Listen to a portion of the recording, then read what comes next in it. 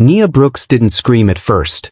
She couldn't, because the sound in her throat got stuck behind the weight of what she was seeing, her husband's name carved into stone, and a stranger's hand crushing her wrist like it meant nothing. "Ma'am, stop resisting!" The officer's voice cut through the cemetery like an insult. Nia stumbled, her black heels sliding on wet grass, her knees threatening to fold. The cuffs bit into her skin as he yanked her harder, pulling her away from the grave like he was dragging a bag of trash to the curb. "Please!" Nia cried, finally finding her voice.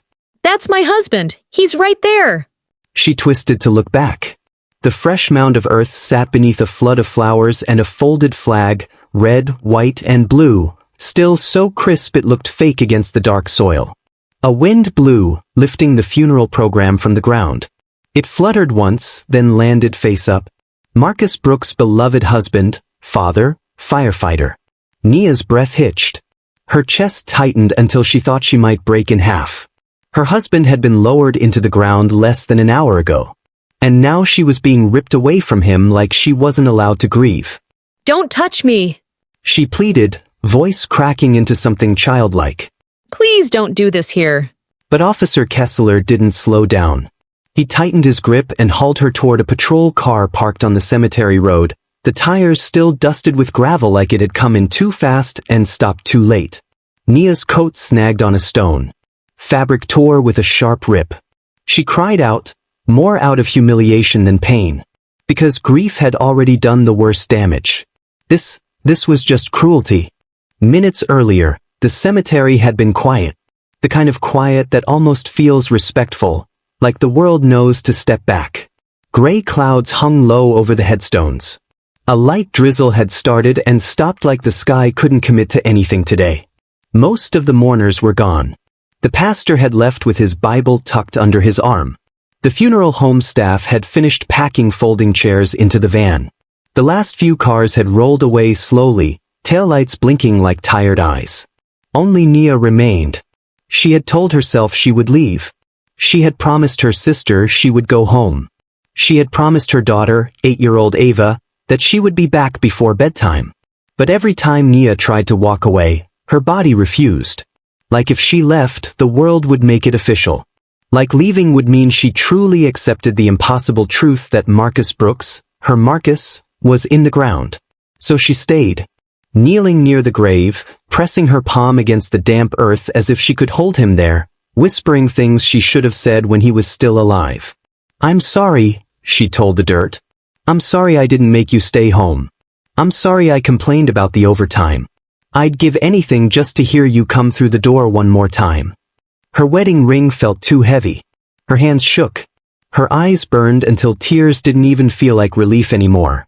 They felt like the only thing she could do right. Then she heard tires on gravel. A slow crunching sound that didn't belong. Nia glanced up, annoyed at first, assuming it was a groundskeeper. But it wasn't. A police cruiser rolled into view like it had every right to enter this sacred place. It moved with the casual authority of someone used to being obeyed. The car stopped. A door opened. Boots hit the ground. And the boots walked toward her. "We got a call." Officer Kessler approached with a posture that wasn't concerned. It was ready to find a problem. Ready to control something. His uniform was crisp. His jaw was tight. His eyes moved over Nia in quick, cold assessments. Her coat, her hands, her bag, her face, like he was scanning her for a threat instead of grief. "Ma'am," he called out, voice flat. "You can't be here." Nia blinked, confused. "What?" Kessler didn't soften. Didn't ask if she was okay. Didn't even glance at the grave. "Cemetery closes at 5, he said. "It's after hours. We got a call about suspicious activity." Nia stared at him like her brain couldn't translate his words. "This is suspicious?" she repeated. "I'm at my husband's grave." Kessler's eyes flicked to the name on the headstone, then away, as if it didn't matter. "Rules are rules. You need to leave." Nia stood slowly. Her knees wobbled. Her voice was quiet but firm. "Officer, please. Just 5 minutes. I'm not bothering anyone." Kessler's expression didn't change. "No." Nia's throat tightened. "It's my husband. she said again, like saying it louder might make him human. He was a firefighter. He died last week. I'm just... Kessler cut her off. Ma'am, don't make this difficult. Something in his tone, something impatient and sharp, sparked heat behind Nia's eyes. She wasn't trying to cause a scene. She wasn't trying to be brave. She was simply trying to hold herself together. Why would someone call the police on me? She asked, voice trembling. I'm not doing anything wrong. Kessler stepped closer, hand resting near his belt. You people always got a reason, he muttered. Nia froze. The cemetery seemed to tilt. You people, she whispered. Kessler's mouth twitched like he realized what he'd said, and decided he didn't care enough to take it back. Step away from the grave, he ordered. Now. Nia's chest rose and fell too fast. No, she said, surprising herself. I'm not leaving yet. Kessler's eyes hardened. I said move. Nia shook her head, tears rising again, not just from grief now, but from the ugly reality of being treated like she didn't belong in her own pain. This is the last place I have left, she said, voice cracking. Please. Kessler reached for her arm. Instinct snapped through her body. Don't touch me, she said sharply. He grabbed her anyway. Nia yanked back, not to fight, but to protect the little shred of dignity she had left. And Kessler reacted like she'd attacked him. Stop resisting, he barked. I'm not resisting. Nia cried. I'm grieving. But the words didn't matter. Kessler twisted her wrist behind her back. Pain shot up her arm so hot it made her vision blur. Nia gasped, stumbling forward, cheek nearly brushing the headstone. Marcus, she choked out, like calling his name might bring him up from the ground to stop this. Kessler shoved her toward the cruiser. Hands behind your back. You're hurting me. Nia sobbed. Please, please don't do this here. Metal clicked. Cold cuffs clamped down on her wrists. Too tight. Like punishment. Nia's knees buckled. And as she tried to steady herself, Kessler yanked her upright so hard her shoulder popped with a sickening jolt. A scream tore out of her, not loud, not dramatic, just raw. The kind of sound that comes from someone already shattered. As Kessler dragged Nia across the grass, another voice called from the entrance of the cemetery. Kessler! A second officer jogged in, older, broader, a tired face that looked like he'd seen enough to know when something was wrong. Sergeant Alvarez.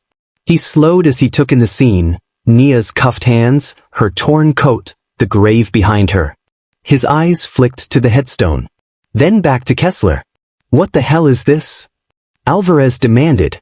Kessler didn't stop. We got a call, he snapped. Suspicious person trespassing. She refused to comply. Nia turned her head toward Alvarez, desperation flooding her. Sergeant, please, she cried. That's my husband. He's buried right there. He's hurting me. Alvarez's jaw tightened. Kessler, he said carefully, let her go. Kessler's face twisted with irritation. Stay in your lane, Sarge. Alvarez stepped closer. This is a funeral, he said, voice low. What are you doing? Kessler shoved Nia toward the back seat. Her forehead hit the door frame. She cried out. Alvarez flinched. Kessler, he shouted. But Kessler slammed the door. And for a moment, Nia sat in the back of the cruiser with her breath coming in broken bursts, forehead throbbing, wrists burning, the smell of vinyl and cold metal filling her nose. She pressed her cheek to the window. Through the blur of tears, she could still see Marcus's grave. She could still see the flowers. The flag. The funeral program lying face up like the world itself was begging someone to notice. Then the sound came again. A deep engine. Smooth, expensive. Not the police. A black SUV rolled into the cemetery and stopped behind the cruiser. It wasn't flashing lights. It wasn't sirens. It was presence. The driver's door opened. A woman stepped out. Dark suit. Calm posture. Hair pulled back. Eyes sharp enough to cut glass. She walked with the kind of purpose that made everyone around her subconsciously straighten up. Sergeant Alvarez turned toward her, confused.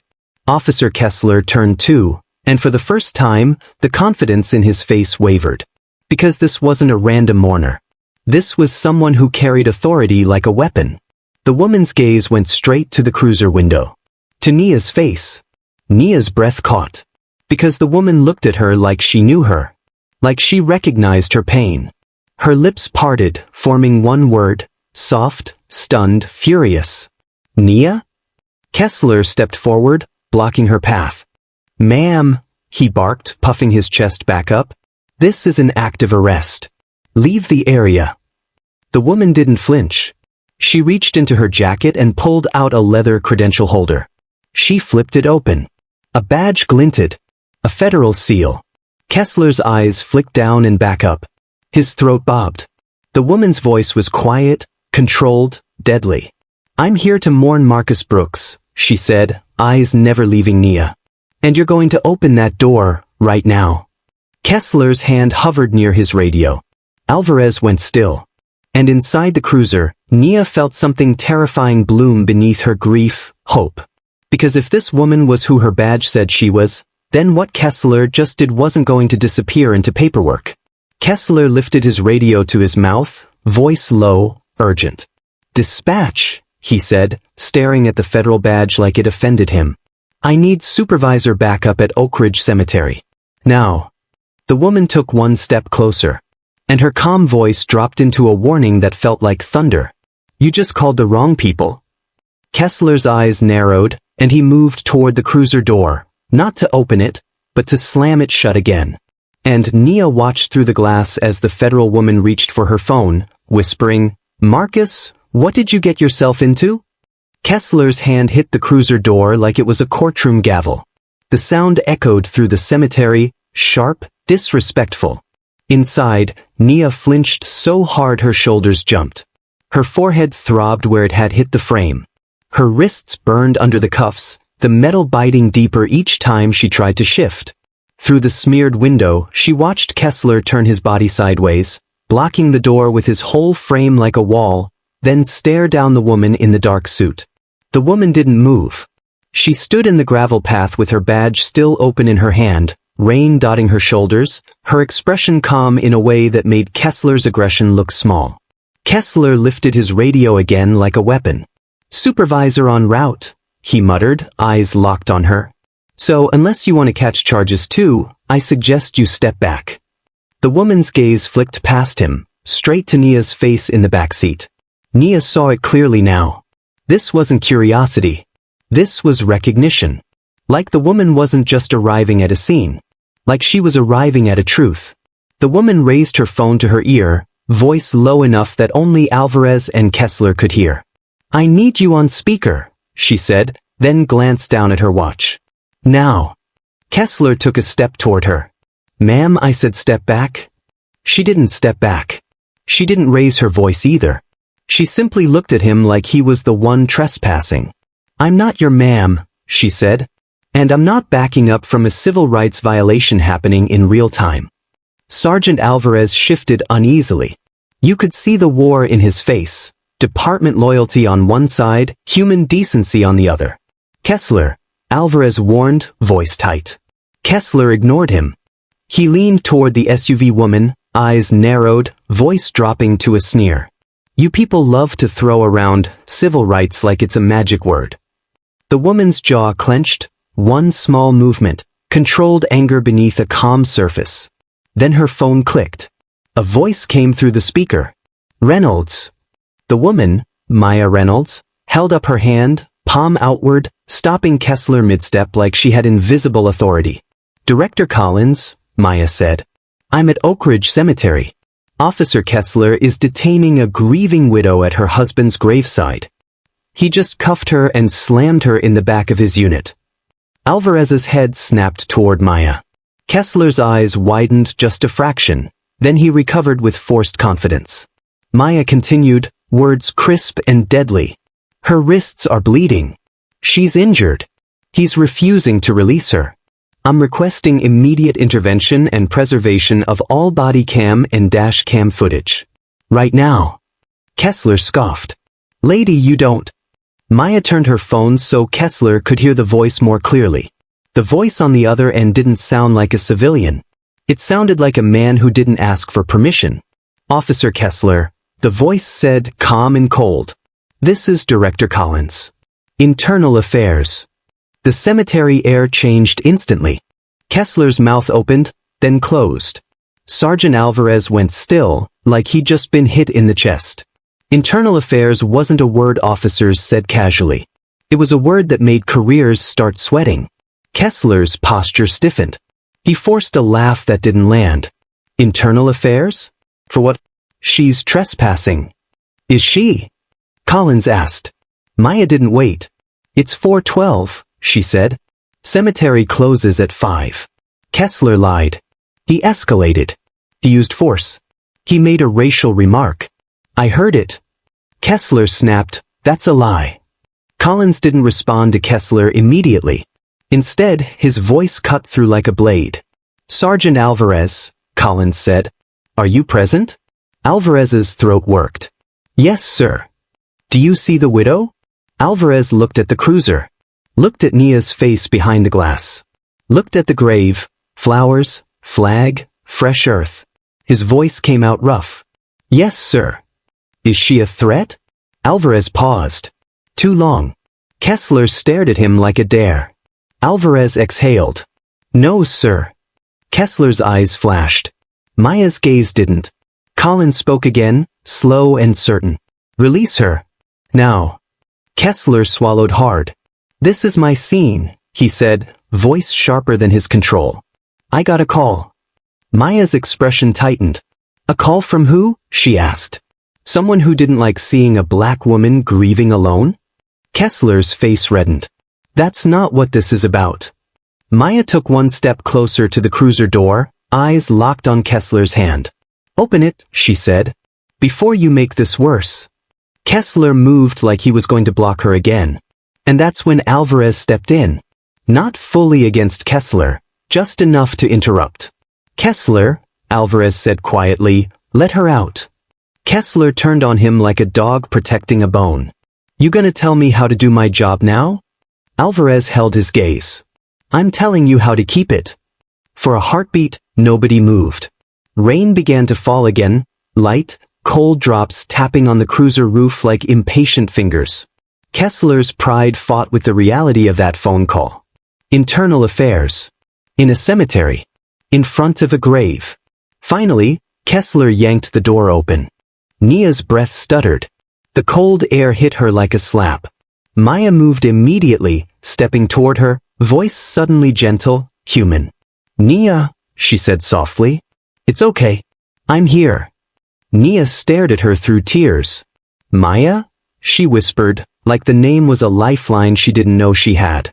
Maya reached for Nia's wrists, eyes narrowing at the purple swelling beneath the cuffs. These are too tight, Maya said, voice sharpening again. Take them off. Kessler didn't move. She resisted, he muttered. Nia's eyes flared with pain. I didn't resist, she cried. I asked for 5 minutes. Kessler snapped, Ma'am, stop yelling. Maya's head whipped toward him. Don't call her to him like you respect her, Maya said, low and dangerous. You dragged her off her husband's grave. Kessler's jaw clenched. You don't know anything about this. Maya's voice dropped to a whisper that still carried. I know enough. Now take them off. Kessler's hand hovered near his belt again. His eyes flicked to Alvarez, then back to Maya. I'm not taking orders from you. Maya held up her badge again. This time she angled it so the rain didn't dull the seal. Civil Rights Division, she said. You're done. Kessler's face twisted. This is local jurisdiction. Maya's stare didn't flinch. Civil rights isn't local, she said. It's federal. Alvarez cleared his throat, trying to calm a fire that was already climbing the walls. Kessler, he said, just loosen them. Kessler's nostrils flared. Then, slowly, he reached for the cuff key. He stepped toward Nia. Nia recoiled instinctively.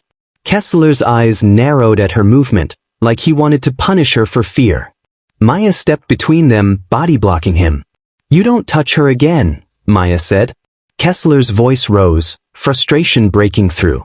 You interfering with my arrest is obstruction. Maya's eyes turned to ice. Then arrest me, she said. Right here. In front of her husband's grave.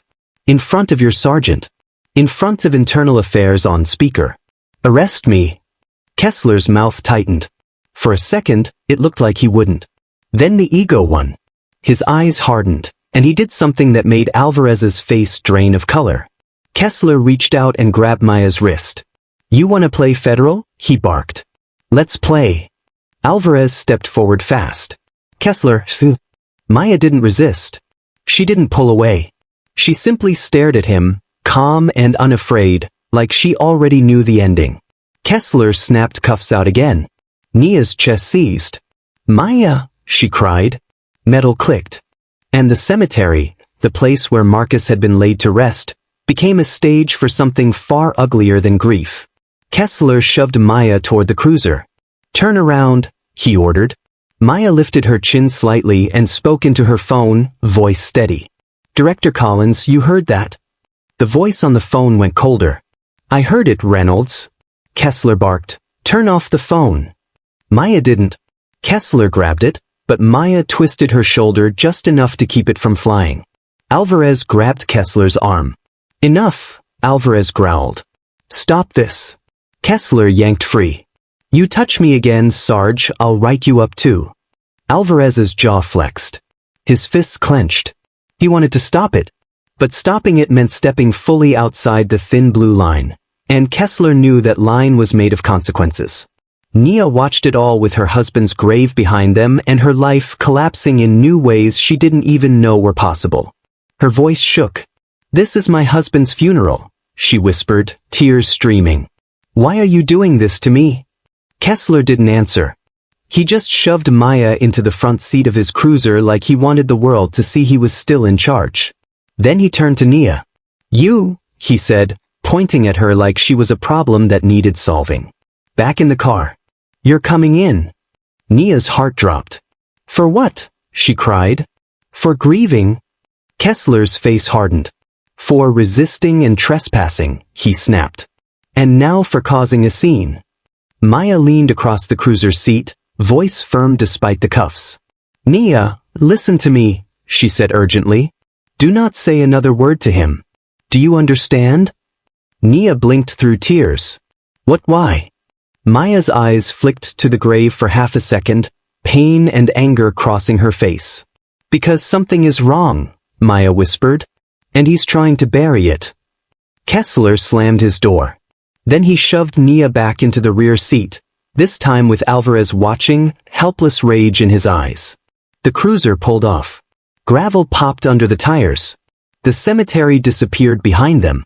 And Nia's last glimpse of Marcus's grave was the folded flag, half hidden under rain, as if the country itself couldn't bear to look. In the back seat, Nia's breathing came in shaky bursts. The cuffs still hugged her wrists like punishment. Her tears didn't stop. She didn't even try to stop them. Maya sat in the front seat, hands cuffed, posture straight. Kessler drove like he was angry at the road. Alvarez followed behind in his own vehicle, close enough to witness, not close enough to intervene without detonating his career. Nia stared at the metal barrier between the front and back seats, voice trembling. Maya, why were you at the cemetery? Maya didn't turn around fully, but her voice came back soft. I came to mourn Marcus, she said. Nia's throat tightened. You knew him? Yes, Maya answered. I knew him. Nia swallowed hard. He never mentioned you. He wouldn't, Maya said. Not to protect you from grief. To protect you from what he was involved in. Nia's stomach twisted. What does that mean? Maya didn't answer immediately. Kessler's eyes flicked to the rearview mirror. Don't talk, he snapped. You've said enough. Maya's voice went quiet. Nia, she said, barely above a whisper, stay calm. Whatever happens next, don't let him separate you from the truth. Nia's heart pounded. What truth? She whispered. Kessler's grip tightened on the steering wheel. The cruiser turned sharply into the station parking lot. And Nia understood, without anyone saying it out loud. This wasn't about trespass. This was about control. About who gets to tell the story. And who gets silenced. Inside the station, fluorescent lights washed everything into a sickly pale color. The air smelled like old coffee and disinfectant. They processed Nia like she was a criminal. Fingerprinting. A quick photo. A bored officer who avoided eye contact. Nia asked for a phone call. The officer pretended he didn't hear. Then, just as Nia was being guided toward a holding room, another officer appeared, a woman with a tired face and a plastic evidence bag in her hands. "Mrs. Brooks?" the woman asked. Nia froze. "Yes." The woman held up the bag. "These were your husband's personal effects," she said, voice flat like this was routine. "They were found in his locker." Nia's breath caught. Inside the bag was Marcus's wallet, his watch, and a sealed envelope. Nia recognized the handwriting instantly, even through the plastic. Her hands began to shake, because on the front of the envelope, Marcus had written, "Messy and urgent. Nia, if anything happens, give this to Maya. Do not trust local PD." Nia's vision blurred. Her heart slammed against her ribs. Marcus wrote this? Marcus, who believed in doing things the right way, who taught Ava to wave at police cars, who always said, "Most people are good." Nia stared at the words like they were burning through the plastic. The female officer slid the bag across the counter. Nia reached for it. Her fingers trembled so hard she could barely grip it. "What is this?" she whispered. The officer shrugged. "Don't know. Captain said release it." Nia's throat tightened. Maya. Marcus had written Maya's name. He'd planned for this. Which meant he'd been afraid. Nia's hands moved on instinct, peeling open the envelope with shaking fingers. A folded letter slid out. And beneath it, a second item. A small, hard rectangle wrapped in tissue paper. Nia unwrapped it. Her breath stopped. It was a badge. Not firefighter. Not local police. Something federal. Nia stared at it, mind spinning. What is this?" she whispered. And right then, outside the holding room, she heard Kessler's voice in the hallway, low, sharp, panicked. "Did she get the envelope?" Another voice answered, nervous. "Yes, she's holding it right now." Kessler's reply was a hiss through clenched teeth. "Then we take it back, before she figures out who her husband really was." Nia's blood turned to ice. She clutched the letter and badge to her chest. The door handle to the holding room turned, slowly. A shadow slid under the doorway. And Nia realized, with terrifying clarity, Kessler wasn't just trying to arrest her.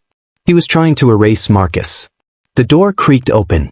Officer Kessler stepped inside, eyes locked on the envelope in Nia's hands, voice dangerously calm. "Hand it over, and maybe you walk out of here tonight."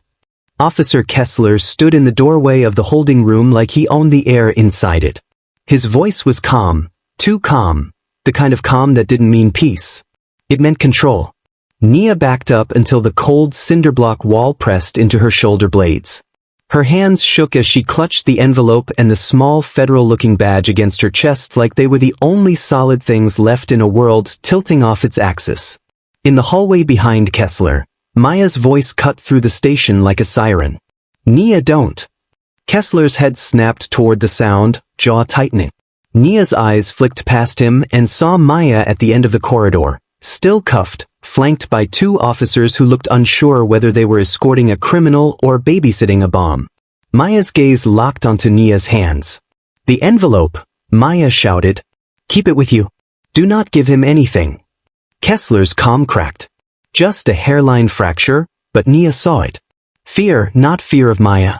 Fear of what Nia was holding. He turned back to Nia fast, stepping into the room. "You think you're smart?" he muttered, voice dropping. "You don't even know what you're holding." Nia's throat tightened. "I know my husband wrote it," she whispered. "And I know you're scared of it." Kessler's eyes narrowed. He took another step forward. "Nia." Maya called again, voice urgent but controlled now. "Look at me, breathe. Stay still. Whatever happens, don't sign anything, don't say anything without me." Kessler's face twisted into something ugly. "Without you?" he scoffed. "She's not getting you. You're done." He reached out. Nia flinched, body snapping into survival. She turned sideways instinctively, shielding the envelope with her shoulder. Kessler's hand caught her forearm. His grip wasn't just firm, it was punishment disguised as procedure. "Give it," he hissed. Nia's eyes burned. Not from tears this time. From the sheer unfairness of it. "My husband is dead," she said, voice shaking. "And you still won't leave us alone." Kessler yanked harder. "Your husband," he snapped, "should have minded his business." The sentence hit Nia like a slap. Her breath stopped. "What did you say?" Kessler realized too late that he'd spoken from anger instead of caution. His eyes flicked toward the hallway. Toward Maya. Toward the watching officers. Then he tried to recover, voice hardening back into authority. "Evidence," he said loudly. "That envelope is evidence. Hand it over." Nia clutched it tighter. "It's addressed to her," Nia said, nodding toward Maya. Marcus wrote Maya's name. Kessler's nostrils flared. He stepped closer until Nia could smell his breath. Coffee and something sharp underneath it, like adrenaline. "You want to go home to your kid?" he whispered, low enough for only her to hear. "Then do what you're told." Nia's heart slammed. Ava, her baby. Her daughter, who was probably at home right now, asking why mommy wasn't back yet, why nobody answered the phone. Nia's hands trembled so hard the badge in the tissue paper slipped. It fell and hit the floor with a dull plastic tap. Kessler's eyes dropped. And the moment he saw the badge, his face changed completely. Not anger, not annoyance, but pure panic. Because he recognized it. Nia saw it in the way his pupils sharpened. In the way his lips parted like he was about to speak and couldn't. He stepped back half a step without meaning to. Maya, still in the hallway, saw the change too. "What is that?" Maya demanded. "Nia, what else was in the envelope?" Kessler lunged. Not for Nia, for the badge on the floor. Nia reacted on instinct, sliding her foot over it, pinning it beneath her heel like she was protecting a fragile secret. Kessler's eyes flashed. "You don't know what you're doing," he growled. And then the room erupted. "Get off her!"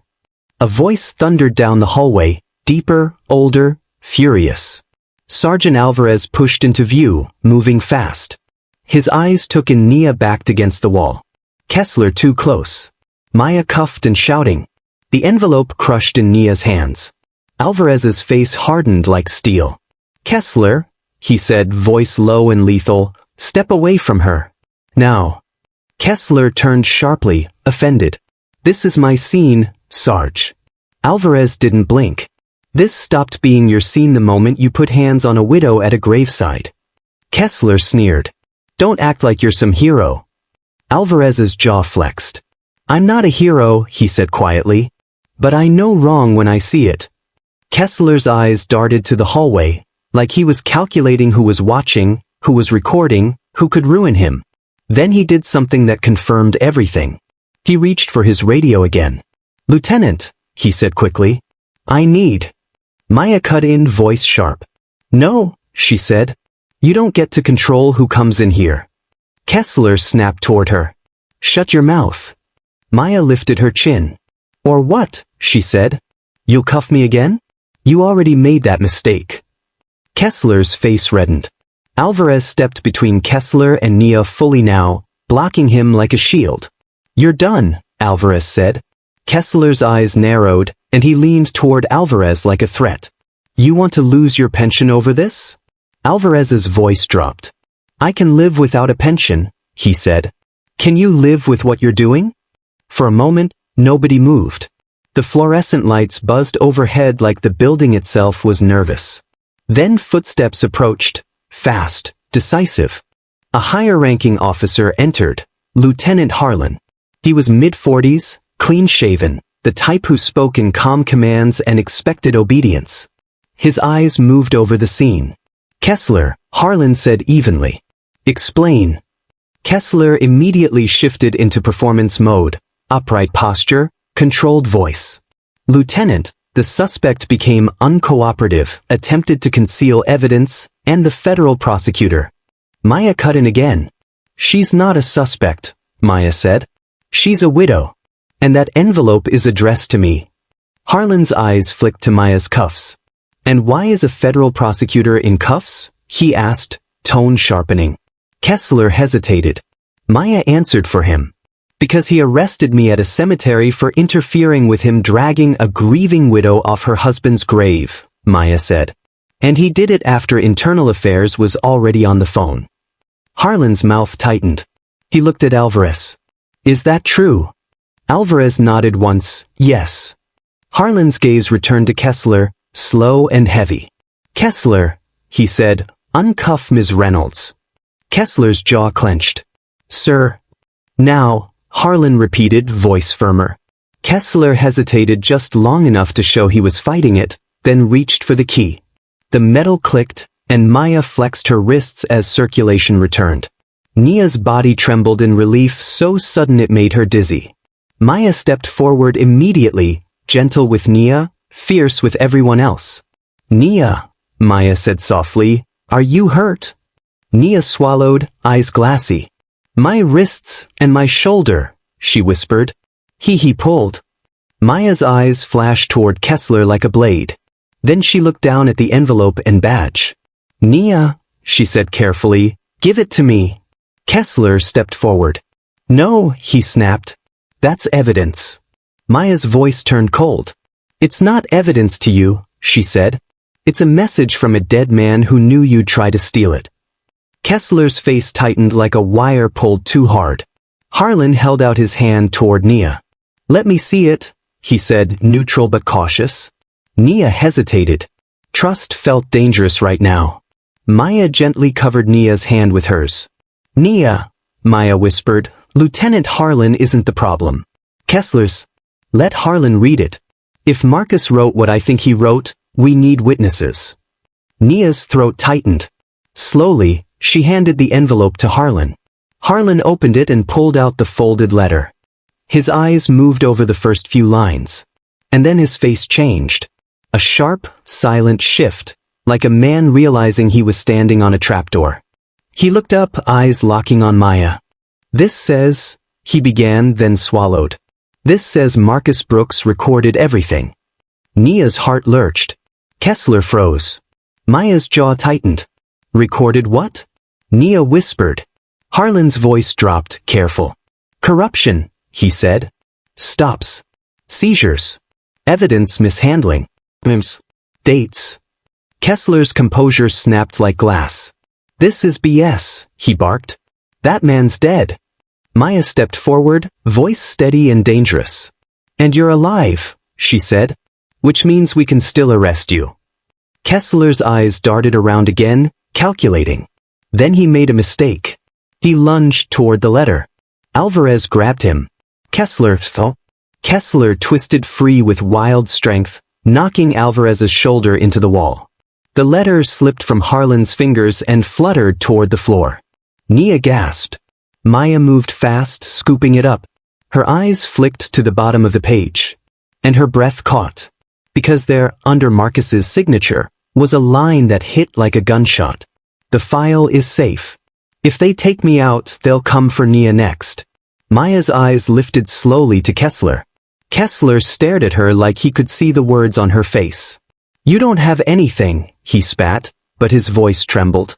Maya's voice dropped into a whisper that filled the room anyway. You killed him, she asked. Nia's knees went weak. The question was so brutal Nia's brain tried to reject it. Marcus died in an accident, they told her. A crash on the way back from a call. But Kessler's reaction wasn't outrage. It wasn't disbelief. It was terror.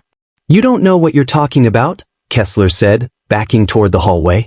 You don't know who you're messing with. Maya stepped closer. Then enlighten us, she said. Kessler backed up further, eyes flicking to the nearest computer terminal outside the holding room. And that's when Harlan barked an order. Lock down Kessler's body cam, he snapped to an officer. Pull dash footage, pull station cams, pull everything. The officer hesitated. Kessler's lips curled. Good luck, he muttered. My dash has been malfunctioning for weeks. Alvarez's face tightened. Harlan's eyes narrowed. Maya's stomach dropped. Because she'd heard that before. Then we get external footage, Maya said quickly. The cemetery has cameras. The funeral home has cameras. There were witnesses. Nia's voice cracked. And my husband's station, she whispered.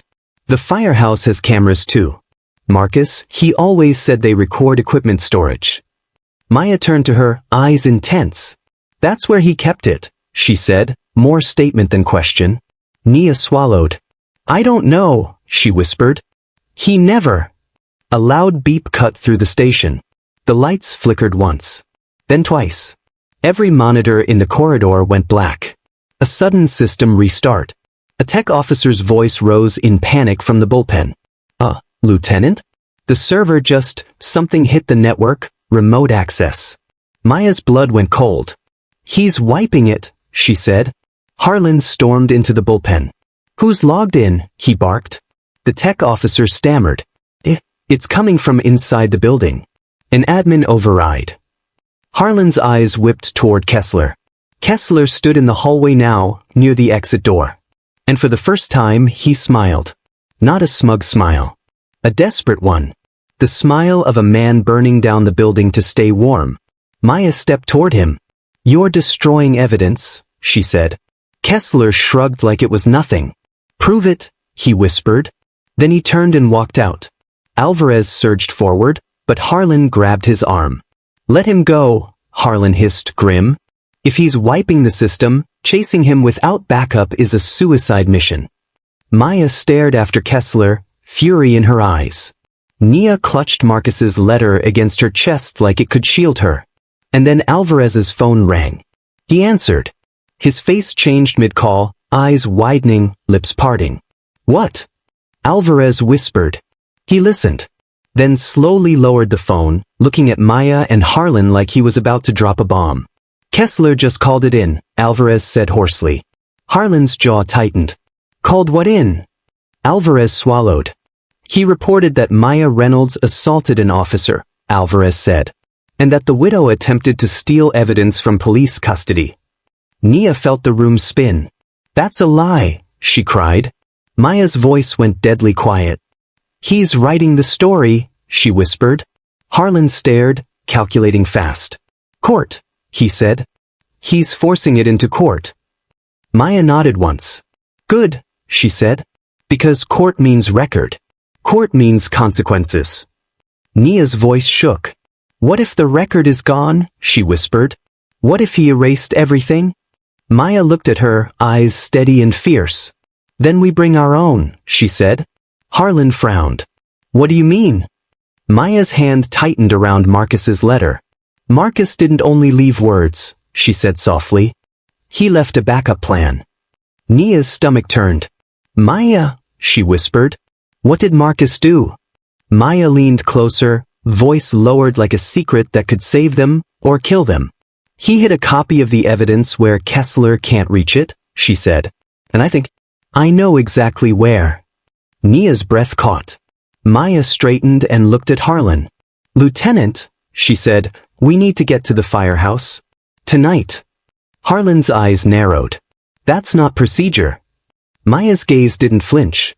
Procedure is what got Marcus killed, she said.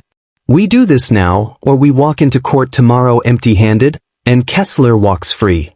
Harlan hesitated, just long enough to show the risk. Then he made a decision. Alvarez, he said, get your keys. Alvarez nodded, already moving. Nia's heart hammered. They were going to the firehouse. To Marcus's world. To the place that smelled like smoke and coffee and the life she used to have. Maya turned to Nia, voice soft again.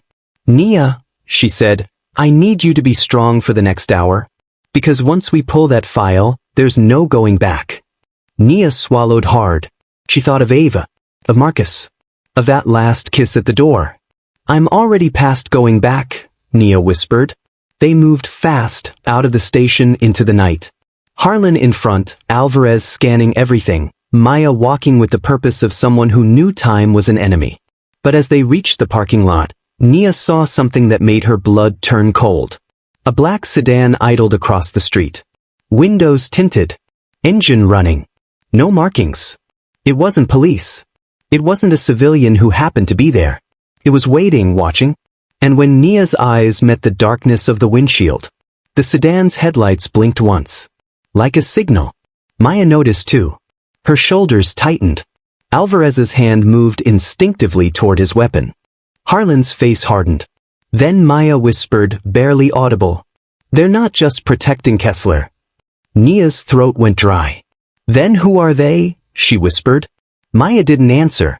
She just opened the car door and said one thing, quiet, urgent, terrifying. "Get in.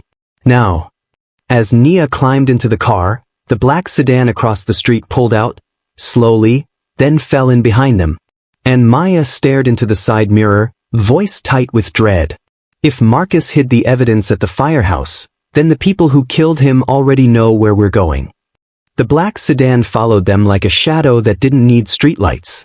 It stayed just far enough back to pretend it was a coincidence, but close enough to remind them it wasn't. Nia sat in the back seat of Lieutenant Harlan's unmarked unit, hands clenched in her lap so tightly her nails pressed crescents into her palms. Maya sat beside her, body angled slightly toward the window, watching the mirror with the focused calm of someone who'd stared down worse than threats. Sergeant Alvarez drove behind them in a separate car, close enough to support, not close enough to stop what was coming if things went bad. The wipers dragged slow arcs across the windshield. The rain had returned, thin and cold, like the sky refused to let them forget where this started. Maya didn't look away from the mirror. "They're not local," she said quietly. Harlan glanced up at the mirror, jaw tight. "How can you tell?" Maya's voice stayed steady. "Local tailing is sloppy. They either get too close or they panic and pull off," she said. "These guys are trained. They want us to notice just enough to make us rush and make a mistake." Nia swallowed hard. "Why would they?" she began, then stopped. Her throat tightened around Marcus's name like it was a bruise. "Why would anyone do this, over a letter?" Maya finally looked at her. Not with pity, with honesty. "Because it's not just a letter," Maya said. "It's a map." A silence stretched across the car. Harlan's voice was low, controlled. "We get the file, we get out," he said. "No hero moves. No chasing. No confronting." Maya nodded once. "Agreed." Nia stared at the passing streetlights, her mind trapped between the last 72 hours of her life, casket, flag, grave, cuffs, and the terrifying present, being hunted on the way to the place her husband loved. The firehouse. Marcus's second home. The place that still smelled like him. They turned onto a side road. The city thinned. The buildings gave way to quiet blocks, industrial lots, and long stretches of wet asphalt that gleamed under street lamps. And there it was. Station 14. A brick building with big bay doors, one of them half open. The sign was lit. The American flag at the front hung heavy from rain. Nia's chest tightened. She hadn't been back since the day they told her Marcus was gone. She'd avoided the building the way you avoid touching a hot stove that already burned you once. Harlan pulled into the lot with the headlights off for the last few feet. Alvarez's car came in behind them, parking diagonally like a shield. The black sedan slowed at the end of the street. Didn't enter the lot. Just waited. Like a predator that didn't rush because it knew time could kill for it. Maya's voice dropped. "They're staging," she whispered. "Waiting for us to go inside." Alvarez stepped out, scanning the street. One hand hovered near his belt. Harlan opened his door and spoke without turning. "Maya, Nia, stay close to me." Nia stepped out into the cold rain. The smell hit her immediately, diesel, wet concrete, faint smoke that never truly leaves a firehouse. Her eyes blurred, and for a second she wasn't here. She was back 2 weeks ago, watching Marcus joke with his crew, hearing the laugh he saved for people he trusted. Maya touched Nia's elbow lightly. "Stay with me," she murmured. They moved toward the side entrance. Harlan tried the handle, but Alvarez jogged toward the bay door, waved to someone inside. A firefighter emerged, tall, broad, eyes tired. He froze when he saw Nia. "Mrs. Brooks?" His voice cracked. Nia recognized him instantly. Darren, Marcus's closest friend on shift. Darren's eyes filled with pain. What's going on?" he asked. Maya stepped forward, badge visible. "Darren, I'm Maya Reynolds," she said. "I need to speak with you privately. Now." Darren glanced behind them, then at Nia, and understood something wasn't normal. He nodded quickly and stepped aside. "Come in." Inside, the firehouse was quiet. Too quiet. Most of the crew was likely resting upstairs or out on training. The fluorescent lights hummed. A TV played silently in the common area. Coffee sat cold in a pot. Nia's stomach tightened as she passed Marcus's locker. It was still there. His name still taped on the metal, Brooks. Like the building didn't want to accept he was gone. Darren's voice dropped. "Mrs. Brooks. I tried to call you after," he swallowed. "After the accident report came in. But Captain told us not to talk to anyone. Said it was under investigation." Maya's eyes narrowed. "Captain who?" she asked. Darren hesitated. "Captain Rourke." Alvarez's face tightened at the name. Harlan looked at Maya. "That name means something to you?" Maya's jaw clenched. "It might," she said. "But right now, we need what Marcus left." Nia's voice shook. Maya said, "Marcus hid something here."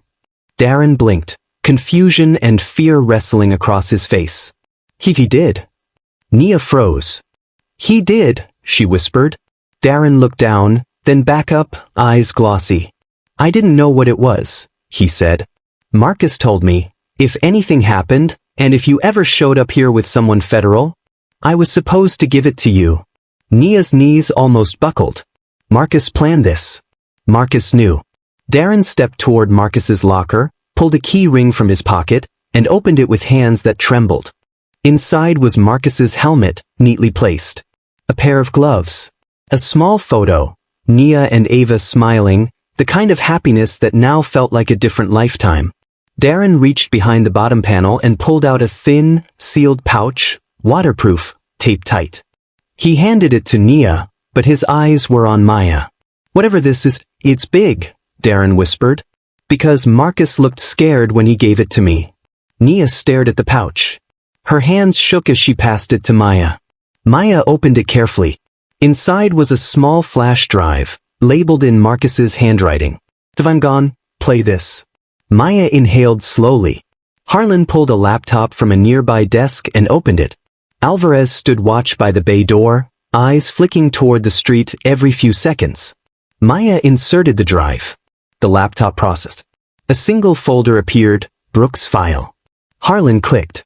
A video file opened. The screen filled with Marcus Brooks. Alive, breathing, looking directly at the camera. Nia's breath left her body like it didn't have permission to stay. "Marcus," she whispered, and her voice shattered. Marcus on screen looked different than the Marcus she remembered from home. His expression wasn't playful. It wasn't relaxed. It was serious, like a man who had stared into something dark and decided he wasn't going to blink. "If you're watching this," Marcus said, voice steady, "then something happened to me." Nia covered her mouth with her hand, tears spilling fast. Marcus continued. "I didn't want to bring this into my house. Into my marriage. Into my daughter's life. But I'm out of time." Maya's eyes stayed locked on the screen, but her jaw tightened. She already knew what was coming. Marcus swallowed. "There's a group inside the department working with outsiders," he said.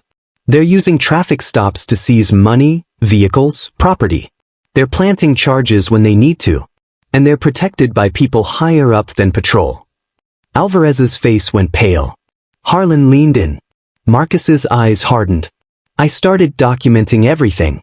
Names, badge numbers, dates, body cam gaps, dispatch manipulation. There's a pattern." The screen shifted to a series of photos and videos, stops, seizure forms, scanned documents, timestamps. Then Marcus's voice returned, heavier. "Officer Kessler is involved," he said. "He's not the leader. He's the muscle." Nia's stomach dropped. Maya muttered, barely audible, "I knew it." Marcus continued. "And if you're watching this, it means they came for me. So listen carefully." The screen showed Marcus leaning closer. "Nia, if you have this, don't trust local PD. Don't trust Captain Rourke. Give this to Maya Reynolds. She's the only one I trust to finish it." Nia sobbed silently. Marcus's eyes softened, just for a second. "Ava," he said, voice breaking. "Baby girl. I'm sorry." Then the screen cut to another clip. A dashboard camera view. A dark road. A vehicle following behind Marcus's truck. Headlights closing in. A sudden impact. Metal screaming. The clip froze on a frame, license plate visible on the car behind. Maya's eyes narrowed sharply.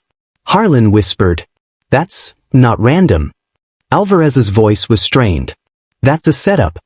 Nia stared at the frozen plate, throat dry. The screen returned to Marcus's face. "If you're watching this," Marcus said, "then they're going to try to erase me. But they can't erase what's already stored in 3 places." Maya's eyes snapped to Harlan. "3 places," she repeated. Marcus continued. "1 copy is with Darren. 1 is with Maya. The 3rd is already delivered to Internal Affairs, Director Collins." Maya exhaled slowly, relief and fury mixing. "They're done," she whispered. At that exact moment, Alvarez's voice cut in sharp. "Harlan." Harlan looked up. Alvarez nodded toward the street. The black sedan had moved. It was rolling into the lot now. Slow, bold headlights off. Like they were done pretending. Maya closed the laptop quickly. "Grab it," she whispered. Darren's face drained. "What is happening?" he breathed. Harlan's voice was tight. "We need to leave. Now." They moved toward the side door. But before they reached it, the firehouse lights flickered. Twice. Then the bay door groaned as it began to lower, by itself. Darren's eyes widened. "That's not," he began. "That system is manual." Alvarez pulled his weapon. "Someone's trying to trap us inside." Nia's chest tightened. Her brain screamed, "Not again. Not trapped. Not powerless. Not while holding Marcus's truth." Maya stepped toward the control panel near the bay door and yanked it open. Cut wires. Fresh. Someone had been here. Harlan's phone buzzed, an incoming call. The screen read, "Unknown number." Harlan answered on instinct. A voice came through, calm, amused, dangerous. "Lieutenant," the voice said, "you should have stayed out of it." Harlan's face went hard. "Who is this?" A soft chuckle. "You already know," the voice replied. "Look outside." Harlan moved to the window. He peered out, and his blood ran cold. Officer Kessler stood beside the black sedan. Not in uniform. In plain clothes. With another man Nia didn't recognize. Tall, suit jacket, no badge visible. Kessler raised his hand and waved slowly, like this was a game he'd already won. Then he lifted something to his ear, another phone. And he spoke, loud enough that even through the glass, Nia could read his mouth. "Give me the drive." Nia's legs went weak. Maya's eyes flashed. Alvarez muttered a curse. Harlan lowered the phone, voice controlled but urgent. "They want the evidence," he said. Maya tightened her grip on the laptop. "They can't have it," she replied. Alvarez glanced around the room, calculating exits. "The side door," Darren whispered. "It leads to the alley." Harlan nodded. "Move," he ordered. They rushed toward the side exit. The door swung open into cold air and darkness. They spilled into the alley behind the firehouse, wet pavement, dumpsters, the distant sound of traffic. For a moment it looked like they might make it, until a second car turned into the alley from the opposite end. Blocking it, 2 men stepped out. Not cops. No uniforms. Just men with purpose. And then Nia saw it. One of them had a weapon. Maya's voice went tight. "Back inside," she whispered. Harlan's eyes narrowed, mind racing. "We're boxed." Nia felt the world closing in. And then, sirens. Not one. Many. Red and blue lights flooded the alley from the street. A loudspeaker boomed. "Everyone, hands where we can see them." The men froze. Kessler froze. Nia turned and saw a convoy of vehicles pulling into the lot. Unmarked units. Federal. Black SUVs.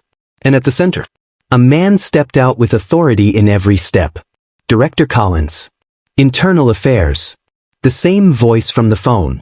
Collins raised his badge, eyes locked on Kessler like a judge. "Officer Kessler," Collins called, voice calm and final. "You are under arrest for obstruction, evidence tampering, and conspiracy. Don't move." Kessler's face contorted. He looked around like a trapped animal. Then he did what desperate men do. He ran. Alvarez moved instantly, tackling him before he took 3 steps. Kessler hit the wet ground hard, grunting as Alvarez pinned him. "Don't," Alvarez growled in his ear. "Not today." The suited man with Kessler, whoever he was, tried to step back into the sedan. Federal agents swarmed him.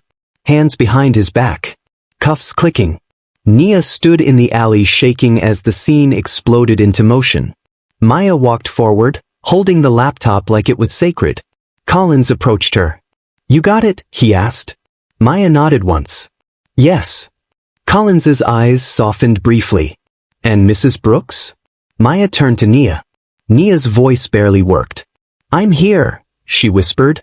Collins looked at her with something like respect, like sorrow, like apology. "I'm sorry," he said. "We should have gotten there sooner." Nia stared at him. "You were at the cemetery," she said, remembering. "You came to mourn." Collins nodded. "Marcus saved my son," he said quietly. "I owe him more than a speech." Nia's throat tightened. Maya stepped beside her. "He wanted accountability," Maya said. "He wanted this to end." Collins looked toward Kessler, face pressed to pavement, wrists cuffed, rain soaking his clothes. "It ends," Collins said. "Today." The next morning, the courthouse was packed. News cameras. Community members. Firefighters in uniform standing shoulder to shoulder like a wall of honor. Nia walked in holding Ava's hand. Ava wore a small black dress and clutched a folded flag-sized piece of fabric that smelled like her father's jacket. Maya walked beside them. Alvarez stood behind, no longer silent, no longer complicit. In court, the judge listened to the evidence. The footage. The documents. The pattern Marcus documented. Kessler's lawyer tried to speak. The judge silenced him with one look. And when the judge ordered Kessler held without bail pending charges, Nia didn't cheer. She didn't smile. She simply exhaled. Because for the first time since Marcus died, it felt like the world admitted what it had tried to hide. That grief shouldn't be criminal. That power shouldn't be unchecked. That a black widow shouldn't have to fight to mourn her own husband. Outside, reporters asked Nia questions. She didn't answer them. She turned away from the microphones and went back to the cemetery with Ava. They stood at Marcus's grave together. Ava knelt and placed a small toy fire truck on the dirt. "Daddy," Ava whispered, "Mommy didn't let them take you away." Nia's knees buckled beside her child. And she finally let herself cry, not from helplessness. From the truth. From knowing Marcus didn't disappear. He became a voice. Nia rested her palm on the earth. The same place she'd been dragged away from. She whispered, voice shaking but steady. "They tried to steal my goodbye." She swallowed. But they didn't. Maya stood a few steps behind, eyes scanning the perimeter like she still didn't trust the world. Alvarez stood beside her, hands clasped, a man carrying guilt but choosing better. And Nia understood something bigger than her own story. This wasn't only about her. This was about how easily pain becomes suspicious when it wears the wrong skin. About how power can hide behind procedure. About how quickly someone can rewrite the truth when nobody is watching. But Marcus made sure somebody would watch. Nia stood up slowly, brushing damp grass from her knees. She looked at the headstone, then at Ava, then at Maya. "I used to think justice was automatic," Nia said softly. "Like, if something wrong happened, someone in the system would fix it." She laughed once, no humor in it. But that day at the cemetery, her voice cracked, "I learned justice isn't automatic." She looked toward the cemetery entrance, remembering the cruiser, the cuffs, the humiliation. "Justice is something we demand," she said. "Something we document. Something we stand together for, even when it's scary." Maya nodded. Alvarez's eyes dropped. Nia's gaze lifted. "And if this happened to me, at my husband's grave, imagine what happens to people who don't have a Maya," she said. "People who don't have witnesses. People who get swallowed by paperwork and silence." She took Ava's hand. "So, if you're watching this," Nia continued, voice firm, "I need you to hear me, record what you can. Know your rights. Speak up when you see wrong. And don't ever let someone convince you your pain is a crime. The wind moved through the trees, soft now. Not whispering secrets. Sounding like agreement. If this story moved you, if it made you angry, or it made you think, it's because moments like this happen more often than people want to admit. And the only reason they keep happening is because too many times, nobody talks about it. So tell me in the comments. Have you ever seen someone in power abuse it and get away with it? Do you think Officer Kessler was acting alone? Or was it bigger than him from the start? What would you have done if you were Sergeant Alvarez? Step in sooner, or stay quiet to protect your job? And the hardest one, why do you think a grieving widow was labeled suspicious at a cemetery? Your voice matters, and someone reading your comment might feel less alone. If you want more cinematic, emotional stories where truth wins and accountability matters, hit the like button, subscribe, and turn on notifications so you don't miss the next one. Because the next story might feel even closer to home.